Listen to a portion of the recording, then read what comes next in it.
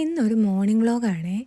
ഇന്നത്തെ ഡേ എന്ന് പറയുന്നത് നെഗറ്റീവ് ഒന്നും ഇല്ലാത്ത നല്ലൊരു പോസിറ്റീവ് ഡേ ആയിരുന്നു. കാരണം ഇന്നിവിടെ ടെമ്പറേച്ചർ ഒരു 3ഉം 4ഉം 5ഉം ഒക്കെ ആയിരുന്നു.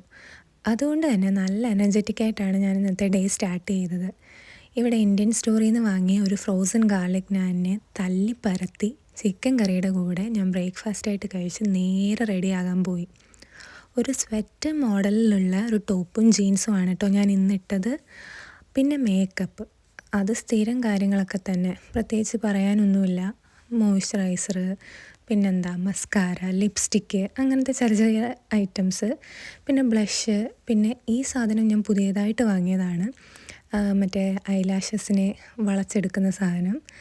അപ്പോൾ ഇന്ന് നല്ല വെയിലൊക്കെ ഉള്ളതുകൊണ്ട് എനിക്ക് എല്ലാത്തിനും ഒരു ഉന്മേഷമായിരുന്നു. സത്യം പറഞ്ഞാൽ ഇവിടെ എന്ത് തണുപ്പാണേലും അല്ലെങ്കിലും ഞാൻ എപ്പോഴും ഹാപ്പി ആയിട്ട് തന്നെയാണ് കേട്ടോ ഇവിടെ നിൽക്കുന്നത്. അതിൻ്റെ കാരണം കാനഡ വരിക എന്നുള്ളത് ഞാൻ ഇഷ്ടപ്പെട്ടെടുത്ത ഒരു ഡിസിഷനായിരുന്നു.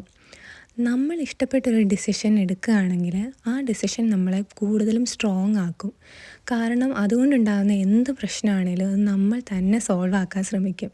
സങ്കടങ്ങളായാലും തോൽവികളായാലും നമ്മൾ അക്സെപ്റ്റ് ചെയ്തും കറക്റ്റ് ചെയ്തും മുന്നോട്ട് പോകാൻ ശ്രമിക്കും.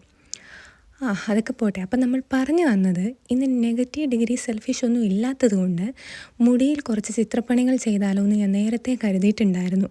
സമയക്കുറവും പിന്നെ ഐഡിയയുടെ ക്ഷാമം കൊണ്ടും മുടി പിരിച്ച് പിരിച്ച് പിരിച്ച് ബാക്കിലോട്ട് വെച്ചിട്ട് എല്ലാം കൂടെ പിടിച്ച് കിട്ടുന്ന നല്ല വെറൈറ്റി ഫ്രഷ് ഹെയർ സ്റ്റൈൽ ഞാനങ്ങ് റെഡിയാക്കാമെന്ന് വെച്ചു. അവർക്ക് ചേഞ്ച് വേണം, അത്ര ചേഞ്ച്. കെട്ടിത്തുടങ്ങാൻ പോയപ്പോഴാണ് ക്ലിപ്പൊന്നും ഇല്ല എന്നുള്ള കാര്യം മനസ്സിലാക്കിയത്. എവിടെ നിന്നൊക്കെയോ എന്തൊക്കെയോ എടുത്ത് അഡ്ജസ്റ്റ് ചെയ്ത് അവസാനം മുടിയൊക്കെ സെറ്റ് ചെയ്ത് കഴിഞ്ഞ് ലാസ്റ്റായപ്പം നെയിൽ പോളിഷ് ഇട്ടാലോ എന്ന് വിചാരിച്ചു. എല്ലാം റെഡി ആയിട്ടാണ് നെയിൽ പോളിഷ് ഇടുന്നത്. പിന്നെ അത് ഉണങ്ങാൻ വേണ്ടി വെയിറ്റ് ചെയ്ത് ആദ്യത്തെ ബസ്സും കളഞ്ഞ് അതിന് ശേഷം ഞാൻ സന്തോഷമായിട്ട് ജോലിക്ക് പോയി.